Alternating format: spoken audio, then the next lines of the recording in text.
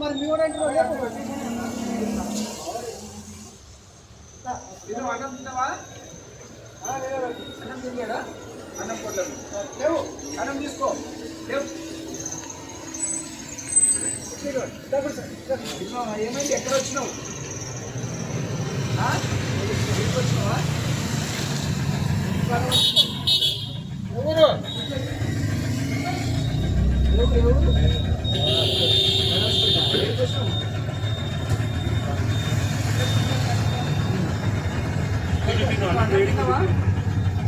తిన్నావా? అట్లా వండుకుని అన్నం లేదు. మధ్యాహ్నం తిన్నావా? తిన్నావు. మధ్యాహ్నం కూడా తిన్నావు. అసలు భోజనం చేయలేవు ఈరోజు. అన్నం తిను.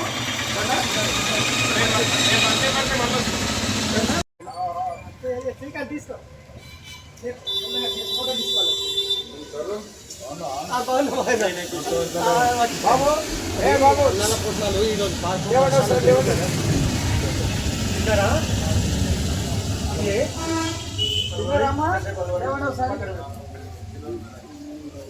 లేవండి అన్నం తెచ్చాను. లేవండి లేచి అన్నం తీసుకోండి. వండుకోమా నువ్వు వండుకో. లేవాలా కదా అమ్మ? లేవమ్మా, అన్నం తింది లేవు. మంచి కూర్చో.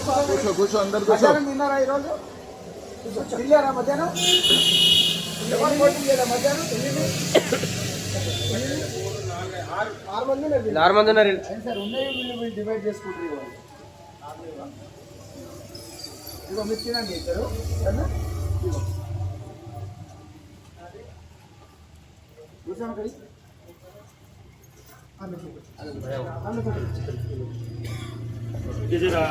ఎన్ని 4 అడ్జస్ట్ చేసుకొని ఈరోజు ఈ కార్యక్రమం ఏదైతే జరిగిందో వాళ్ళు రోడ్ల పైన వాళ్ళకు షెల్టర్ లేని వ్యక్తులు, అంటే వాళ్ళకి ఆశ్రమం లేదు. ఆశ్రమం లేక రోజు ఇదో అన్నం తీసుకొని అడుకొని తిని వాళ్ళు జీవించేవాళ్ళు. నిన్న ఈరోజు కురుస్తున్న వర్షాలకు చాలా ఇబ్బంది. మనకే అన్ని విధాలుగా ఉన్న వాళ్ళకే ఏదైనా బయటకు పోయి తీసుకొచ్చుకోవాలంటే చాలా ఇబ్బంది పడే పొజిషన్లో మనం ఉన్నాము.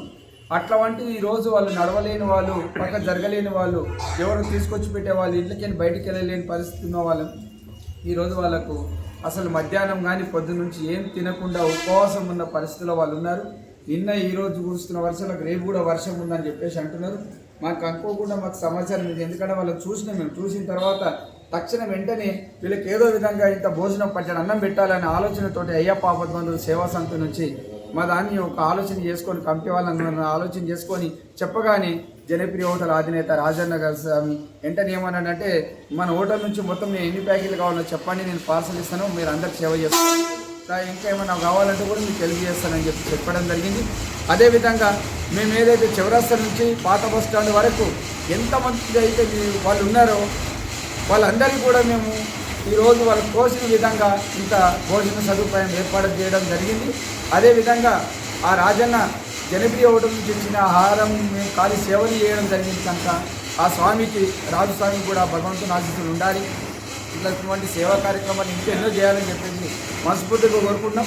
ఇంకెవరైనా సరే రేపు కూడా వర్షం ఉందని అంటున్నారు కనుక మీకు తెలిసిన వాళ్ళు ఎవరైనా ఇట్లాంటి సాయం చేస్తే చాలా బాగుంటుంది. ముందుకొచ్చి అంతరం చేయాలి.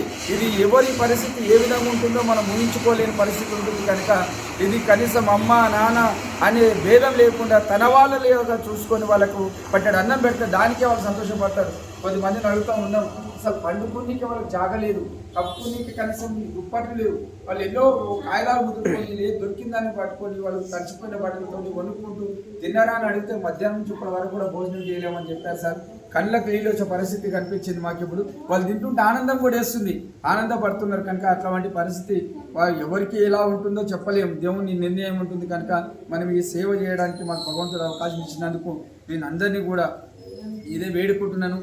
మేము అదృష్టంగా భావిస్తున్నాను. మా కమిటీ సభ్యులు చెప్పగానే ఒక 15-20 నిమిషాల్లో వాళ్ళందరూ వచ్చారు, సేవలో పాల్గొన్నారు.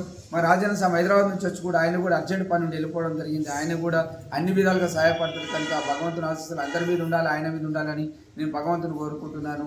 సర్వే జన సుఖినో భవంతు.